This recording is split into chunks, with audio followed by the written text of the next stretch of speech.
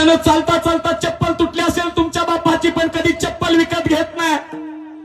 10 वेळा त्याच चपलीला खिळा मारतो आमचा बाप. का तर आमच्या लेकराचा प्रपंच मला मोठा करायचा आहे, त्याचं नाव बाप आहे. अंगातली कोपरी फाटली असेल कधीतरी तुमच्या बापाची, विचार करा. पाहुणे घरी आल्यावरती 10 वेळा त्या बापाच्या कोपरीकडे पाहिलं असेल पाहुण्यांनी. कधीतरी तुम्ही म्हटलं असेल, ओ बाबा अहो फाटलेली कोपरी तरी बदला. म्हातारं म्हणतं, बाळा आता कोपरी बदलून काय उपयोगच आहे रे, कोपरी शिवावी लागेल. स्वतःच्या प्रपंचासाठी नव्हे, लेकराच्या प्रपंचासाठी स्वतःची कोपरी शिवतो बाप, पण नवीन कधी घेत नाही.